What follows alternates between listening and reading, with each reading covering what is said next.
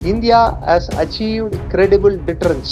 நிலம், காற்று, கடல் 3 வழியாகவும் தாக்குதல் செய்யக்கூடிய தன்மையை இந்தியா பெற்றுள்ளது என்று உலகத்துக்கு பிரதமர் அறிவிக்கிறார்.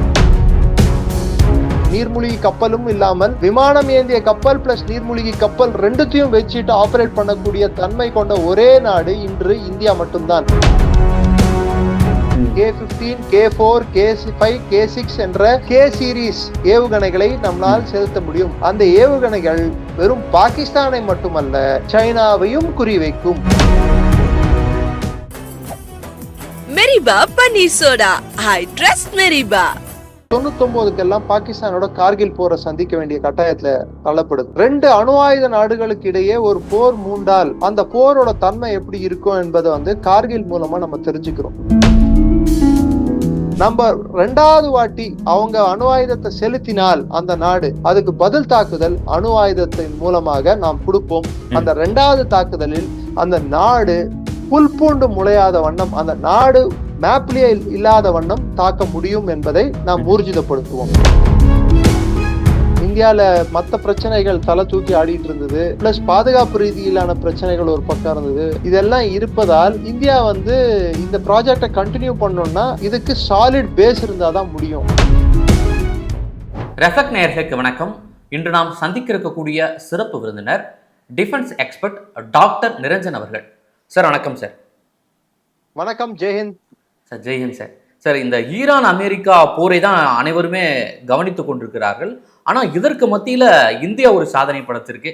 அதாவது 3வது அணுசக்தி நீர்மூழ்கி கப்பலை தேசத்திற்கு அர்ப்பணிச்சிருக்கு. இதனுடைய சிறப்பு என்ன? இது ஏன் சார் இப்போ தேவை என்ன சார் இருக்கு? முதல்ல நம்மளுக்கு என்ன பிரச்சனை, கொஞ்சம் வரலாற்று பார்வையாக இத நம்ம எடுத்துட்டு போனா சரியா இருக்கும்னு என்னோட நோக்கமா இருக்கு. 71 டிசம்பர் இந்தியா அன்றிருந்த ஈஸ்ட் பாகிஸ்தான், கிழக்கு பாகிஸ்தான், பிற்காலத்தில் இன்று இருக்கும் பங்களாதேஷ், அத தனிநாடாக பிரகடனப்படுத்துவதற்கும் அங்கே வங்கதேச போராளிகளுக்கு ஆதரவாக இந்திய ராணுவம் ஈஸ்ட் பாகிஸ்தானில் இருக்கக்கூடிய பாகிஸ்தான் ராணுவத்தை தோற்கடிப்பதற்காக போரில் தோற்கடிப்பதற்காக, என்ன நிறைய பேர் நினைச்சுப்பாங்க தீவிரவாதத்தில் தோற்கடிச்சோம்னு சொல்லிட்டு. அது நம்ம வேலை இல்லை, அது பாகிஸ்தானோட வேலை. தோற்கடிப்பதற்காக போர் மூண்டது. அந்த போர்ல கிட்டத்தட்ட இலக்கு என்பது டாக்கா தான். அன்றைக்கு இலக்கு டாக்காவை கிட்டத்தட்ட சுத்தி வளைக்கும் தருவாயில 7th ஃபிளீட் அப்படின்னு அழைக்கக்கூடிய, இப்போ பஹ்ரைன்ல இருக்க ஃபிளீட்னா பல கப்பல்கள் ஒன்றாக இணைந்தால் ஒரு ஃபிளீட் அப்படின்னுவாங்க. கப்பற்படையில ஒரு கப்பல் இல்ல, பல கப்பல்கள் ஒன்றாக, அதுல கேரியர் கப்பல், விமானம் ஏந்திய கப்பல்களாக இருக்கலாம், டெஸ்ட்ராயர்களா இருக்கலாம், ஃப்ரிகேட்டுகளா இருக்கலாம், மிசைல் போட்டுகளாக இருக்கலாம், சப்மரைன்களாகவும் இருக்கலாம். இதெல்லாம் சேர்ந்ததுதான் ஒரு ஃபிளீட். ஸோ பல கப்பல்கள் ஒன்னா சேர்ந்த ஃபிளீட். அப்படி அமெரிக்காவுக்கு 7th ஃபிளீட்னு சொல்லிட்டு ஒரு ஒரு கப்பல் குழு, அந்த குழுக்கு தலைவனாக USS என்டர்பிரைஸ் என்ற ஒரு கப்பல் தலைமை கப்பலாக வந்தது. அந்த கப்பல் அந்த காலத்திலேயே உலகத்தின் மிகப்பெரிய விமானம் ஏந்திய போர்க்கப்பல். கிட்டத்தட்ட 70 போர் விமானங்கள் அந்த கப்பல்ல இருந்தது. அது இந்தியாவை நோக்கி வர நேரிட்டது. ஏன்னா இந்தியா பாகிஸ்தான் அவங்களுக்கு அமெரிக்காவுக்கு இன்று எப்படி உற்ற நண்பனோ அன்றும் உற்ற நண்பனாக கருதியது. அன்னைக்கு இருந்த ஜனாதிபதி அமெரிக்க ஜனாதிபதி பேர் ரிச்சர்ட் நிக்சன். பிற்காலத்தில் அவர் பதவியில் இருந்து இறக்கப்பட்டார், துரத்தி அடிக்கப்பட்டார். இன்னைக்கு ட்ரம்புக்கு என்ன நிலைமை ஆக போதோ அதே நிலைமை அன்று நிக்சனுக்கு நடந்தது. எனக்கு அமெரிக்கா மேல இருக்க தாழ்ப்புணர்ச்சியா நீங்க நினைச்சுக்கலாம், இல்ல கோபமா நீங்க நினைச்சுக்கலாம். அமெரிக்கா எப்பயுமே நம்பகத்தன்மை இல்லாத நாடு என்பதற்கு இப்ப நான் சொல்லக்கூடிய ஒரு விஷயமும் அதுக்கு ஒரு பொருந்தும். இந்தியாவுக்கும் அமெரிக்காவுக்கு இருக்கிறது பிசினஸ் ரிலேஷன் தான் தவிர்த்து நட்பு இல்லை. உன்னால எனக்கு என்ன லாபம், என்னால உனக்கு என்ன லாபம், இவ்வளவுதான். சோ அன்னைக்கு இந்தியா கிட்ட அவங்களுக்கு பெரிய லாபம் இல்லாதனால இந்தியாவை குறைஞ்சு மதிப்பிடிட்டு அவங்க வந்தாங்க. ஆனா இந்திரா காந்தி 1971 ரஷ்யா, அன்னைக்கு இருந்த சோவியத் ரஷ்யாவோட ஃப்ரெண்ட்ஷிப் ட்ரீட்டி, அதாவது நட்பு ஒப்பந்தம் ஒன்று கையெழுத்திட்டாங்க. அதுல இந்தியாவை யார் தாக்க நேரிட்டாலோ அல்லது சோவியத் ரஷ்யாவை யார் தாக்க நேரிட்டாலோ ஒருத்தருக்கு ஒருத்தர் பரஸ்பரம் உதவிக்கு வருவோம் அப்படின்பதுதான் அதோட மைய கருத்து. அது அன்னைக்கு நம்மளுக்கு இருந்த சேஃப்டி வால், அதாவது நம்மளுக்கு பாதுகாப்பு அரண். அன்னைக்கு நம்ம அணு ஆயுத நாடு இல்ல. 71 74 தான் பீஸ்ஃபுல் நியூக்ளியர் எக்ஸ்ப்ளோஷன் பண்றோம். அதுக்கப்புறம் தான் நம்ம அணு ஆயுத நாடா மாறுறோம். அதாவது இந்தியாவுக்கும் அணு ஆயுதம் பண்ணக்கூடிய திறமையும் தன்மையும் சக்தியும் இருக்கிறது என்று ப்ரூவ் பண்ணது 74ல அறிவிக்கல. ஆனா 71ல நம்ம கிட்ட இல்ல. அந்த தருவாயில தான் இந்த யுஎஸ்எஸ் என்டர்பிரைஸ் வங்கக்கடல்ல, இந்திய பெருங்கடல்ல இருந்து வங்கக்கடல்ல நோக்கி வந்து இந்தியாவை தாக்குவதற்கு ரெடி ஆயிட்டு இருக்கு. அப்ப இருந்த நேவல் இன்டெலிஜென்ஸ்ல இருந்த ஆபீசர் வந்து அட்மிரல் ராய், MC ராய், அவர் சொல்றாரு, அவர் இந்த மாதிரி வருது, இதுக்கு என்ன பதில் அப்படின்னு இந்திரா காந்தி கேட்கும்போது நம்ம கிட்ட எந்த பதிலும் இல்லை. ஆனா பதில் இன்னொரு நாடு வழியாக வந்தது. இந்த கப்பல் வந்து மேல, அமெரிக்க கப்பல்கள் மேல இருக்கும்போது கடலுக்கு அடியில கண்ணுக்கு தெரியாத வகையில் 2 சோவியட் சார்லி கிளாஸ் அணு உலை பொருத்திய நீர்மூழ்கி கப்பல்கள் அங்க வட்டமிட்டு கொண்டிருந்தது. அமெரிக்காவுக்கு வந்து இந்த கப்பல்களை பார்த்தா ஒரு பயம், அச்சுறுத்தல். ஏன்னா இந்த கப்பல் எங்க இருக்குன்னு கண்டுபிடிக்க முடியாது. முதல் காரணம், அது நியூக்ளியர் ரியாக்டர், சிறிய அணு உலையை அதுல உள்ள பொருத்தி இருப்பதால் அது தண்ணிக்கு மேல, கடலுக்கு மேல வரணும்ன்ற தேவை அதுக்கு இல்லை. பல நாட்களே அதற்கு தேவையான அந்த எரிசக்தி என்பது கீழே கிடைக்கும். அதாவது அந்த அணு உலை மூலமாக கிடைக்கிறதுனால அது ரீஃபில்லிங்கோ இல்ல மற்ற வேலைகளுக்கோ மேல வர வேண்டிய தேவை இல்லை. சப்போஸ் உணவு தேவை அது இருந்தா தவிர்த்து மற்றபடிக்கு நீரு கீழேயே இருக்கலாம், பல நாட்களுக்கு தங்க முடியும். ரெண்டாவது, அது அவ்வளவு சவுண்டு கொடுக்காது, சிக்னேச்சர்னு சொல்லுவாங்க. இப்போ புல்லட்னா அதுக்கு ஒரு சவுண்ட் இருக்கு, கைனடிக் ஹோண்டாக்குன்னு ஒரு சவுண்ட் இருக்கு, ஹீரோ ஹோண்டாக்குன்னு ஒரு சவுண்ட், இதெல்லாம் சிக்னேச்சர். அந்த சிக்னேச்சர்னா அந்த அந்த வண்டிக்கே இருக்கக்கூடிய இயல்பான தன்மை, அந்த தன்மையை வச்சு இது என்ன வண்டின்னு சொல்லிட்டு சோனார் இதுல கேட்டு நம்மளால கண்டுபிடிக்க முடியும். ரேடியோ ஆபீசர்னு ஒருத்தங்க இருப்பாங்க அதுக்குன்ட்டு, சோனார் ஆபீசர்ன்னு சொல்லிட்டு அதை கண்டுபிடிக்கிறதுக்கு. நார்மல் டீசல் கிளாஸ் சப்மரைன்களா இருந்தா கண்டுபிடிச்சிடலாம். பட் இந்த கேட்டகரி சப்மரைன்கள் வந்து சைலண்டா போகும், சைலண்டா வரும். இன்னைக்கு பேட்டரி ஆபரேட்டட் ஸ்கூட்டர் வந்து உங்களால வரது போறதாவது உங்களுக்கு தெரியுதா? சவுண்டே வராது, அதுல இருக்கும், போகும். அது நார்மல் ஸ்கூட்டர் வந்தா டப்பு டப்பு டப்புன்னு அடிச்சுக்கும், ஒரு உங்களுக்கு ஸ்கூட்டர் வந்துருக்கு. சோ எந்த சவுண்டும் இல்லாம இருப்பதனால கண்டுபிடிக்கிறது கடினம். ரெண்டாவது, இந்த நீர்மூழ்கி அணு ஆலை பொறுத்திய நீர்மூழ்கி கப்பல்கள் ரஷ்யாக்காரங்க என்ன பண்ணாங்க, அந்த காலத்திலேயே SLBM, submarine launched ballistic missiles பொருத்தி இருந்தாங்க. நீர்ல இருந்து கண்டம் விட்டு கண்டம் தாக்கக்கூடிய அணு ஆயுதம் கொண்ட ஏவுகணைகளை உள்ள வச்சிருந்தாங்க. இது அமெரிக்காவுக்கு பெரிய அச்சுறுத்தலா மாறிடுச்சு. 3வது உலக போருக்கு வழிவகுக்கும்னு சொல்லிட்டு தோத்ததுதான் பாகிஸ்தானே, அவனுக்கு போயிட்டு நம்ம ஏன் 7.5 கூட்டிக்கணும்னு சொல்லிட்டு திரும்ப போயிட்டாங்க. 2-3 வாரம் அங்கேயே வட்டமிட்டு ஒண்ணும் பண்ணாம போயிட்டாங்க. அன்னைக்கு 71ல இந்திரா காந்தி அம்மையார் தீர்மானித்தது, இது போன்ற ஒரு நீர்மூழ்கி கப்பல் நமக்கு தேவை. அன்று பிறந்ததுதான் இந்த ப்ராஜெக்ட், அட்வான்ஸ் டெக்னாலஜி வெஹிக்கிள். இது பேர், இந்த ப்ராஜெக்ட் ATV ப்ராஜெக்ட். 1976ல இதற்கான முதல் புரோட்டோடைப்னா ஒரு மாதிரி தயாரிக்கிறாங்க. அதுல வேலை பார்த்தவங்க எல்லாரும் வந்து லேஸ்பட்ட ஆளுங்க இல்ல, பெரிய பெரிய ஆளுங்க. ராஜாராமன், அப்துல் கலாம் அவர்கள், அந்த டைம்ல இருந்த பராக் அட்டாமிக் எனர்ஜி சென்டர்ல ஒர்க் பண்ண நிறைய பெரிய சயின்டிஸ்டுங்க, இவங்க எல்லாம் அதுல இருந்தாங்க. அவங்க எல்லாம் ஒர்க் பண்ணியும் ஒரு பெரிய ரியாக்டர் கட்டுறதுக்கான திறமை, அந்த தன்மை இந்தியாவிடம் அன்று இருந்தது. இன்னைக்கு கல்பாக்கத்துல இருக்கு, குடங்குளத்துல இப்போ வந்திருக்கு.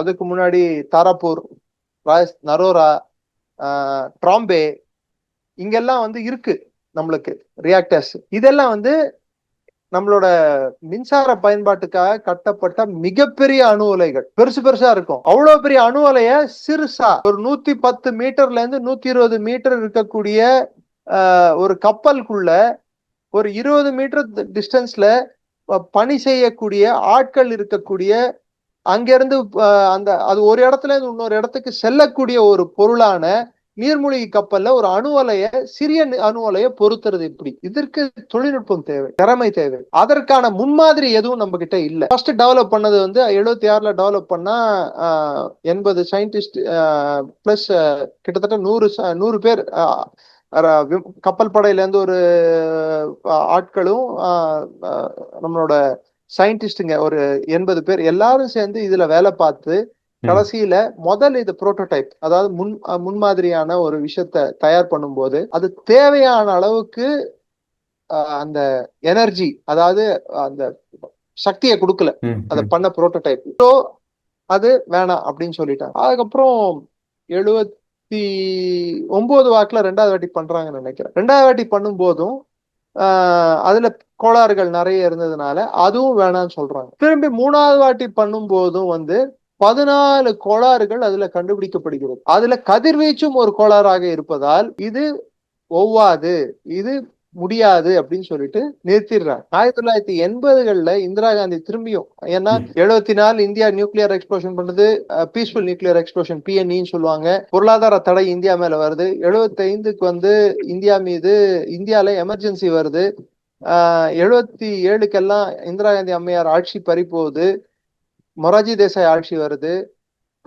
மொராஜி தேசாய் ஆட்சி வந்த காலகட்டத்துல அவர் அணு ஆயுதத்துக்கு எதிராக நிறைய விஷயங்களை அவர் முன்னெடுத்தார். 80க்கெல்லாம் திரும்பி இந்திரா காந்தி அம்மையார் திரும்பி ஆட்சிக்கு வராங்க. ஆட்சிக்கு வரும்போது அந்த டைம்க்கே நம்ம கிட்டத்தட்ட அந்த காலத்துல $14 மில்லியன் செலவு பண்ணிட்டோம் முதல் புரோட்டோடைப் டெவலப் பண்றதுக்கு. அதுக்கப்புறமும் வந்து பல மில்லியன் டாலர்கள் 2வது கட்டம் 3வது கட்டம்னு சொல்லிட்டு அப்போதைக்கு நம்ம பல மில்லியன் டாலர்கள் அதுல செலவு பண்ணி வச்சிருந்தோம். செலவு பண்ணி வச்சதுல வந்து அன்னைக்கு இந்தியாவோட பொருளாதார நிலைமை இக்கட்டான நிலைமை. இன்ஃபேக்ட் உலக வங்கிக்கு இப்படி எப்போ பாகிஸ்தான் லோனுக்கு போதோ அது மாதிரி லோன் போன காலகட்டம் நம்ம. சோ அந்த சூழல் இருந்ததால பொருளாதார வளர்ச்சியும் குன்றிய ஒரு சூழல். இந்தியால மற்ற பிரச்சனைகள் தலை தூக்கி ஆடிட்டு இருந்தது. பிளஸ் பாதுகாப்பு ரீதியிலான பிரச்சனைகள் ஒரு பக்கம் இருந்தது. இதெல்லாம் இருப்பதால் இந்தியா வந்து இந்த ப்ராஜெக்டை கண்டினியூ பண்ணணும்னா இதுக்கு சாலிட் பேஸ் இருந்தாதான் முடியும் அப்படின்னு தீர்மானிச்சு இந்திரா காந்தி என்ன சொன்னாங்க, இதை பண்ண முடியலன்னா இந்த ப்ராஜெக்டை நிறுத்திக்கோங்க அப்படின்னு சொல்லிட்டு கோப்புல அவங்க எழுதினாங்க ஃபைல்ல. 85ல இந்திரா காந்தி அவர்கள் 84 அக்டோபர்ல அவங்க கொல்லப்படுறாங்க. 85ல திரு ராஜீவ்காந்தி ஆட்சிக்கு வராரு. அவர் வந்த காலகட்டத்துல ராஜா ராமண்ணாவும் இந்த ராய்ன்னு சொன்ன பாருங்க கப்பல் படை அதிகாரி, அன்று இந்திரா காந்திக்கு வந்து அன்னைக்கு பிரதமருக்கு அவர் சொன்னவர், இது மாதிரி அமெரிக்க கப்பல்களுக்கு எதிராக நம்ம கிட்ட எதுவும் இல்லை அப்படின்னு சொல்லிட்டு.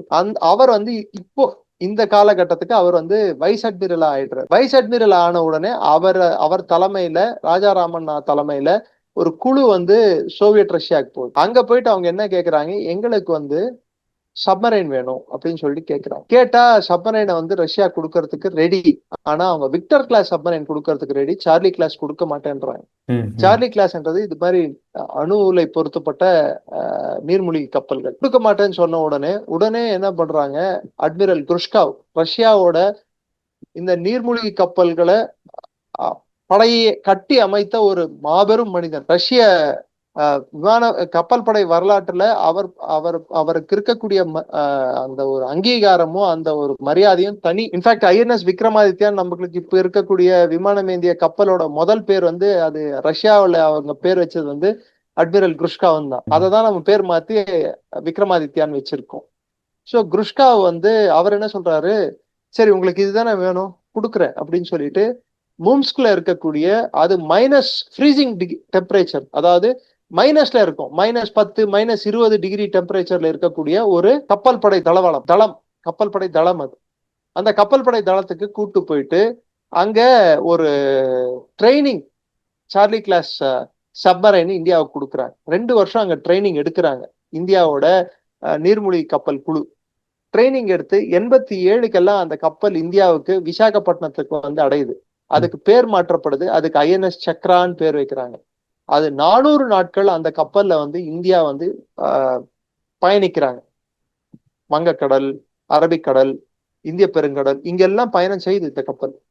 பயணம் எல்லாம் செய்த பிற்பாடு எல்லாம் அதோட அங்க அதுல எப்படி வாழணும், எப்படி ஒரு டார்பிடோ அதுல இருந்து செலுத்தணும், கடல் கீழே ஒரு அணு உலை கப்பல்ல வந்து வாழ்க்கை எப்படி இருக்கும், எப்படி ஆபரேஷன்ஸ் பண்ணணும், அதோட தன்மை என்ன அப்படின்னு சொல்லிட்டு இந்தியர்கள் புரிஞ்சுக்கிறாங்க. அதை பார்த்து நம்ம கட்டலாம்னு நினைக்கும் போது 1991 ஆகஸ்டுக்கு சோவியத் ரஷ்யா துண்டு துண்டா உடைந்த பிற்பாடு அப்புறம் அமெரிக்காவின் அழுத்தம் காரணமாக ரஷ்யா இந்தியாவுக்கு ஹெல்ப் பண்ற தயாரா இல்லை. இந்த கப்பல் வந்து லீஸுக்கு தானே எடுத்தோம் INS சக்ராவை. லீஸுக்குன்னா தற்காலிகமா ஒரு 4 ஆண்டுகளுக்கு 5 ஆண்டுகளுக்கு தான் கொடுத்துருந்தாங்க. அதை திரும்பி 92க்கு எல்லாம் நம்ம ரிட்டர்ன் கொடுத்துடுறோம். அதுக்கப்புறம் 91ல வந்து நம்ம தான் தங்கத்தை எடுத்துட்டு போயிட்டு அடமானமே வச்சோமே பேங்க் ஆஃப் லண்டன்ல. நம்மளுக்கு வந்து காசு இல்லைன்னு சொல்லிட்டு திரும்பி வேர்ல்ட் பேங்க் வந்து காசு கேட்டு போனோம். அதுக்கப்புறம் தான் தாராளமயமாக்குதல் நடந்தது. அதுக்கப்புறம் நரசிம்மராவ் அவர்கள் தலைமையில வந்து இந்தியாவோட பொருளாதாரமே புனரமைக்கப்பட்டது. நரசிம்மராவ் காலம் போது வாஜ்பாய் அந்த டைம்ல நரசிம்மராவ் காலத்திலேயே வந்து ஒரு வாட்டி நியூக்ளியர் டெஸ்ட் பண்றதுக்கு ட்ரை பண்ணி 95ல டெஸ்ட் நின்னு போயிடுது. அமெரிக்காவுக்கு தெரிய வந்துருது. பொருளாதார தடை இந்தியா மேல எடுத்துட்டு வருவாங்கன்னு சொல்லிட்டு அழுத்தம் கொடுக்கப்பட்டது. அதுக்கப்புறம் அதுக்கப்புறம் ஸ்திரத்தன்மை இல்லாத அரசுகள் 98 வரைக்கும். 98ல வாஜ்பாய் வந்த உடனே நியூக்ளியர் டெஸ்ட் பண்றாரு 1998 மே மாசம். அப்போ இந்தியா வந்து அணுசக்தி நாடாக அறிவிக்கிறார் வெளிப்படையாக. அறிவிச்ச உடனே இந்தியா மீது பொருளாதார தடைகள் சரமாரியா பாயுது உலகம் ஃபுல்லா. குறிப்பிட்ட அமெரிக்கா நம்மள குறி வச்சு தாக்குது. இந்தியாவோட பாதுகாப்பு பலத்தை பலவீனப்படுத்த விதத்துல நிறைய விஷயங்கள் அவங்க முன்னெடுக்கிறாங்க. அப்ப இந்தியா வந்து 99க்கெல்லாம் பாகிஸ்தானோட கார்கில் போரை சந்திக்க வேண்டிய கட்டாயத்துல தள்ளப்படுது. 2 அணு ஆயுத நாடுகளுக்கு இடையே ஒரு போர் மூண்டால் அந்த போரோட தன்மை எப்படி இருக்கும் என்பதை வந்து கார்கில் மூலமா நம்ம தெரிஞ்சுக்கிறோம். பாகிஸ்தானோட ஸ்டைல் என்னடான்னா, ஆவுன்னா நான் நியூக்ளியர் பட்டன் அமுத்திடுவேன், நான் நியூக்ளியர் குண்டு போட்டுருவேன், நான் நியூக்ளியர் பாம்பு வச்சிருக்கேன், இப்படி மிரட்டுறது தான். ஏன்னா அவங்களுக்கு எடுத்த உடனே நியூக்ளியர் தான் வாயில வரும். அப்போ இன்னைக்கு இருக்கக்கூடிய வெளியுறவுத்துறை அமைச்சர் திரு ஜெய்சங்கர் அவர்களின் தந்தையின் தலைமையில கார்கில் ரிவ்யூ கமிட்டி ஃபார்ம் ஆகுது. அவங்க பல்வேறு விஷயங்கள் அதை பத்தி பேசுறாங்க. அதுக்கப்புறம் அதுல ஒரு விஷயமா தேசிய பாதுகாப்பு ஆலோசகர் என்ற ஒரு பதவி ஏற்படுது பிற்காலத்துல. அதே சமயத்துல வந்து இந்தியாவுக்கான அணு ஆயுத கொள்கை வரையறைப்படுத்தப்படுது. அந்த கொள்கையின் 3 அம்சத்தில் முக்கியமான அம்சங்கள். 1, அணு ஆயுதம் இல்லாத நாட்டின் மீது நாம் அணு ஆயுதத்தை செலுத்த மாட்டோம், போரே மூண்டாலும் கூட. அந்த நாட்டுக்கு இந்தியாவுக்கும், உதாரணத்துக்கு இந்தியாவுக்கும் ஸ்ரீலங்காவுக்கும் போர் இருக்கு, இல்ல இந்தியாவுக்கும் நேபாளுக்கும் போர் உருவாது, இந்தியாவுக்கும் பங்களாதேஷ்க்கும் போர் உருவானா கூட நம்ம அணு ஆயுதத்தை அவங்க மேல போட மாட்டோம், ஏன்னா அவங்க அணு ஆயுத நாடு அல்ல. 2வது, எடுத்தவுடன் அது அணு ஆயுத நாடாகவே இருந்தாலும் நாம் முதல் அணு ஆயுதத்தை செலுத்த மாட்டோம். 3வது, நம்ம 2வது வாட்டி அவங்க அணு ஆயுதத்தை செலுத்தினால் அந்த நாடு அதுக்கு பதில் தாக்குதல் அணு ஆயுதத்தின் மூலமாக நாம் கொடுப்போம். அந்த 2வது தாக்குதலில் அந்த நாடு புல் பூண்டு முளையாத வண்ணம், அந்த நாடு மேப்லயே இல்லாத வண்ணம் தாக்க முடியும் என்பதை நாம் ஊர்ஜிதப்படுத்துவோம். அதற்கு நாம் தாக்குதல் தன்மையை எப்படியெல்லாம் திறன்பட செயல்படுத்த முடியுமோ அதை திறன்பட செயல்படுத்துவோம். That is called to achieve minimum credible deterrence. அது பிற்காலத்துல மினிமம் என்ற வார்த்தையை எடுத்துட்டு கிரெடிபிள் டிட்டரன்ஸ் என்ற வார்த்தை. அது கிரெடிபிள் டிட்டரன்ஸுக்கு நம்மளுக்கு ஏவுகணைகளும் வேணும், இத்தனை அணுகுண்டுகளும் வேணும், அந்த ஏவுகணையில அணுகுண்டை வைத்து செலுத்தக்கூட தன்மையும் வேணும். அது நிலத்தில இருந்தும் செலுத்த முடியும், வான்ல இருந்தும் செலுத்த முடியும். இந்த 2த்தையும் அவன் அழிச்சிட்டான்னா முதல் எடுப்புலயே, சோ கடல்ல இருந்தும் செலுத்தக்கூடிய தன்மை வேணும். அதுக்கு என்ன தேவைப்படுதுன்னா இந்த மாதிரியான கப்பல், நீர்மூழ்கி கப்பல், அணு உலை பொருத்தப்பட்ட நீர்மூழ்கி கப்பல். 2003ல இதுக்கான கட்டமைப்பு கல்பாக்கத்துல ஏற்படுத்தப்பட்டு புரோட்டோடைப் வந்து சக்சஸ் ஆகுது, மாதிரி கப்பல் சக்சஸ் ஆகுது. அதுக்கப்புறம் ட்ரை டாக்னா தண்ணி இல்லாத இடத்துல அதை கட்ட ஆரம்பிக்கிறாங்க. கட்ட ஆரம்பிச்சு அந்த சக்சஸ் ஆன அணு உலை, சிறிய அணு உலையை வந்து பொருத்தி கப்பலை கட்ட ஆரம்பிக்கிறோம். இந்த கட்ட ஆரம்பிச்சது முதல்ல 2009ல மன்மோகன் சிங் ஆட்சி காலத்திலேயே விசாகப்பட்டினத்துல அந்த கப்பல் INS அரிஹண்ட் என்பது வந்து லான்ச் செய்யப்படுது. 2016க்கெல்லாம் இன்று இருக்கும் இந்திய பிரதமர் தலைமையில அது எல்லா சீ ட்ரையல்ஸ்ல தண்ணியில ட்ரையல் எல்லாம் முடிச்சுக்கிட்டு சக்சஸ்ஃபுல்லா முடிச்சுக்கிட்டு India has achieved credible deterrence. அதாவது 3 நிலம், காற்று, கடல் 3 வழியாவும் தாக்குதல் செய்யக்கூடிய தன்மையை இந்தியா பெற்றுள்ளது என்று உலகத்துக்கு பிரதமர் அறிவிக்கிறார் 16ல. அதுக்கப்புறம் இன்னொரு 8 வருஷம் கழிச்சு INS அரிகாட், இதுல வந்து வெறும் 4 வர்டிகல் லான்ச்சர்ஸ் தான் இருக்கு. எது INS அரிஹண்ட்ல. நெக்ஸ்ட் வந்து அது வெறும் 110 மீட்டர் தான், 83 மெகாவாட் எனர்ஜி அதுல உற்பத்தி செய்யக்கூடிய எனர்ஜி தான் அதுல இருக்கு. நெக்ஸ்ட் வந்து INS அரிகாட்ல வந்து அதோட கொஞ்சம் அட்வான்ஸ்டா போகுது. அது 2024 லான்ச் பண்றாங்க. 2026க்கெல்லாம் INS அரிதமனை லான்ச் பண்றாங்க. இது ஏன் 3 கப்பல் இந்தியாவுக்கு தேவை? அடுத்த கேள்வி. ஒரு கப்பல் இருந்தா அது எங்க இருக்குன்னு சொல்லி ஈஸியா கண்டுபிடிச்சிடலாம். ஒரு கப்பல் எப்பயாவதுதான் தண்ணிக்குள்ள, இந்த பெருங்கடலுக்குள்ள, வங்கக்கடல்லையோ இல்ல இந்திய பெருங்கடல்லையோ இல்ல அரபிக்கடல்லையோ போயிட்டு வர முடியும். எல்லா சமயத்திலும் போக முடியாது. 2 கப்பல் இருந்தா அப்போ 1 உள்ள இருக்கும், 1 வெளியே இருக்கும் தெரிஞ்சுப்பாங்க. 3 கப்பல் இருந்தா எது உள்ள இருக்கு, எது 2 வெளியே இருக்கு, எது வெளியே போகுது, எது உள்ள வரப்போகுதுன்னு யாருக்கும் தெரியாது. சோ நம்ம தாக்குதல் பண்ணக்கூடிய தன்மையும் அதிகரிக்கும், அதாவது எதிரிக்கு கணிக்கக்கூடிய தன்மையும் குறையும். சரி, இதன் மூலம் வந்து இந்திய ராணுவம் வந்து ஒரு வல்லரசு நோக்கி போகுது அப்படின்ற போல எடுத்துக்கொள்ளலாமா? ஆமா, இந்திய பெருங்கடல்ல இது போன்ற தன்மையுள்ள நாடு இந்திய பெருங்கடல், அதாவது இந்தியன் ஓஷன் ரீஜன், IOR அப்படின்வாங்க. ஆப்பிரிக்கால இருந்து எடுத்துக்கிட்டு அப்படியே இந்த சைடு சவுத் ஈஸ்ட் ஏஷியா வரைக்கும் வரக்கூடிய இந்த மிகப்பெரிய கடல்ல, இந்த கடல்ல வந்து உப்புத்தன்மை அதிகம், கீழே மலைகள் அதிகம், இந்த கடலோட வர்த்தகமும் அதிகம், இந்த கடல் வெளியே செல்லக்கூடிய கப்பல்களும் அதிகம், இந்த கடல்ல அமெரிக்கா டியோகோ கார்சியான்னு சொல்லிட்டு ஒரு பேஸும் வச்சிருக்கு.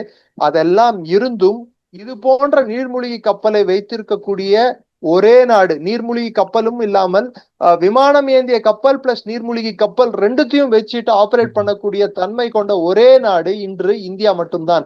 அது வெறும் நீர்மூழ்கி கப்பலாக இருந்தால் மட்டும் போதாது, அது அணுலை பொருத்திய நீர்மூழ்கி கப்பல் பிளஸ் அணுலை பொருத்திய நீர்மூழ்கி கப்பலில் இருந்து செலுத்தக்கூடிய ஏவுகணை என்பது அணு ஆயுதம் பொருந்திய ஏவுகணைகளையும் செலுத்த முடியும். அந்த ஏவுகணைகளின் பேர் Kalam, K-15, K-4, K-5, K-6 என்ற K சீரீஸ் ஏவுகணைகளை நம்மால் செலுத்த முடியும். அந்த ஏவுகணைகள் வெறும் பாகிஸ்தானை மட்டுமல்ல, சைனாவையும் குறிவைக்கும். பெய்ஜிங் வரை சென்று தாக்க முடியும் நம்மளால். அதாவது 3500 கிலோமீட்டர். பெய்ஜிங்கை தாக்க முடியும், மத்த இடத்த தாக்க முடியாதான்னு கேட்காதீங்க. ஷாங்காயும் தாக்க முடியும், கோங்ஸுயும் தாக்க முடியும், டான்ஜினியும் தாக்க முடியும். சைனா முழுவதும் நம்ம ரேடார் கீழே வரும். பாகிஸ்தான் கேள்வியே கேட்காதீங்க. பாகிஸ்தான் நார்மலா பிரம்மோஸ் வச்சே தாக்க முடியும், இதை வச்சு தாக்க முடியாதா? சோ இன்னைக்கு இந்தியாவை யாராவது அச்சுறுத்தல் கொடுத்தால் இதுக்கு செலவு எவ்வளவு ஆச்சு தெரியுமா? $14 பில்லியன் ஆச்சு இந்த ப்ராஜெக்டுக்கு. இதுக்கு எத்தனை பிரதமர்கள் வேலை பார்த்தாங்கன்னு சும்மா கணக்கு எடுத்து பாருங்க. இந்திரா காந்தி, அம்மையார், ராஜீவ்காந்தி, அதுக்கப்புறம் நரசிம்மராவ் பீரியடு, வாஜ்பாய் பீரியடு, அதுக்கப்புறம் மன்மோகன் சிங் பீரியடு, அதுக்கப்புறம் இன்னைக்கு இருக்க திரு நரேந்திர மோடி பீரியடு. திரு வாஜ்பாய் அவர்கள் காலகட்டத்தில் துரிதப்படுத்தப்பட்ட ப்ராஜெக்ட் நரேந்திர மோடி அவர்கள் காலகட்டத்தில் அது ஒரு கட்டத்தை எட்டி உள்ளது, கிட்டத்தட்ட முழுமை அடைந்துள்ளது. சோ இத்தனை பிரதமர்களோட சேவை இதுல இருக்கு. பிளஸ் அதுல குறிப்பிட்டு வாஜ்பாய் அவர்களின் சேவை மிகப்பெரிய சேவை. நரேந்திர மோடி எந்த விதத்திலையும் கம்மியானது இல்லை. ஏன்னா பட்ஜெட்டை அதிகப்படுத்தினது கப்பற்படைக்கு இவர் காலத்தில் தான். அதாவது ஒதுக்கீடு, ராணுவத்துல பண ஒதுக்கீடு அதிகப்படுத்தினது இவர் காலத்துல தான். அது இல்லாம இவரோட காலகட்டத்துல இன்னொரு பெரிய விஷயத்தை இவங்க பண்ண சாதித்தது என்னவென்றால், இந்த மொத்த இந்த கப்பலை நிர்மாணிக்கிறதுக்கு DRDO, Baba atomic research centre, லாசன் and Toubro, Tata, இவங்க எல்லாம் BHEL, இவங்க எல்லாம் இதுல ஒர்க் பண்ணிருக்காங்க. எத்தனையோ பேரோட இந்தியர்களோட உழைப்பு, ராணுவ விமானப்படை வீரர்களின் உழைப்பு, விஞ்ஞானிகளின் உழைப்பு, பொறியாளர்களின் உழைப்பு இதுல அடங்கி இருக்கு. $14 பில்லியன் செலவு பண்ணிருக்கே, இது எப்ப யூஸ் பண்ண போறேன்னு நீங்க கேட்கலாம். யூஸ் பண்றதுக்காக நம்ம கட்டினது இல்ல, மத்தவன் நம்ம மேல யூஸ் பண்ணாம இருக்கிறதுக்காக கட்டினது. மிகப்பெரிய ஒரு அச்சுறுத்தலா தான் நம்மளுடைய எதிரி நாடுகளுக்கு இது இருக்கு. அவன் நம்மள அடிச்சா திருப்பி அடிப்பான்டா, டே அவன்கிட்ட வேணாண்டா அப்படின்னு சொல்றதுக்கு. கன்னு எல்லாரும் போலீஸ்காரங்களும் இந்தியாக்குள்ள கன்னு வச்சிட்டு இருக்கிறது டெய்லி எடுத்து சுடுறதுக்கு இல்ல, மத்த எவனும் விட்டுறக்கூடாதுன்றதுக்காக தான், தற்காப்புக்காக. இது இந்தியாவின் தற்காப்புக்காக ஏற்படுத்தப்பட்ட ஒரு அரண், ஒரு ராட்சசன், கடல் கீழ் இருக்கக்கூடிய ஒரு ராட்சசன். ஆனால் இவனை பார்த்து எல்லாரும் அஞ்ச வேண்டும் என்பது கட்டாயம். அது வல்லரசுகளான அமெரிக்கா, சைனா உட்பட எல்லோரும், இதுல நான் பாகிஸ்தான் பேரை எடுக்க விரும்பல, எல்லோரும் அஞ்ச வேண்டியது அவங்களின் கட்டாயம். இதை கண்டுபிடிக்கிறது மிக கடினம். அதில் இருக்கக்கூடிய ஏவுகணைகள் எந்த நாடையும் இந்த வட்டத்துக்குள் தாக்க முடியும். அது கண்டம் விட்டு கண்டம் செல்ல முடியும். எங்கே இருப்பது என்று கணிக்க முடியாது. சோ இத்தனை விஷயங்கள் அதுல அடங்கி இருக்கு. இது இருப்பது எப்ப நம்ம யூஸ் பண்ண போறோம்னு சொல்லி கேட்கறதுக்கு இல்ல, மத்தவன் யூஸ் பண்ணா என்ன ஆகும்னு சொல்லி காட்டுறது. It is a weapon of defense. நம்மள நம்ம பாதுகாத்து கொள்வதற்காக ஏற்படுத்தப்பட்ட ஒரு கப்பல். It is a weapon of peace. அமைதிக்காக ஏற்படுத்தப்பட்ட ஒரு ஆயுதம். அமைதி தேவைன்னா இது தேவை. வீட நீங்க தங்கத்துல கட்டலாம், ஆனா கதவு இரும்புலதான் போட்டாகணும். தங்கத்துல எவனும் கதவு பண்ண மாட்டான். உள்ள பேங்க் லாக்கரே கூட உள்ள ஃபுல்லா தங்க கட்டிக்கல அடுக்கி வச்சுட்டு கூட வெளியே வால்ட்ட மூடுறது இரும்புல தான் பண்ணி, எக்குல பண்ண கதவு தான் போட்டு மூடி வைப்பாங்க. ஏன் அதையும் தங்கத்துல பண்ணி மூடலாமே, அதுவும் மெட்டல் தானே. நாட்டின் பாதுகாப்பு என்பது இந்த கதவு போன்றது, அது இரும்பால் தான் இருக்க வேண்டும், அதை வளைந்து கொடுக்க கூடாது. அதற்கு இதெல்லாம், இந்த கட்டமைப்பெல்லாம் ஒரு முக்கியமான கருவிகள், தூண்கள். மிக்க நன்றி சார். 3வது அணு ஆயுத நீர்மூழ்கி கப்பல் பத்தி ரொம்ப நீண்ட விளக்கம் எங்களுக்கு கொடுத்தமைக்கு நன்றி. ஜெயஹிந்த். நன்றி சார். ஜெயஹிந்த் சார். மெரிபா பன்னீர் சோடா, I trust மெரிபா.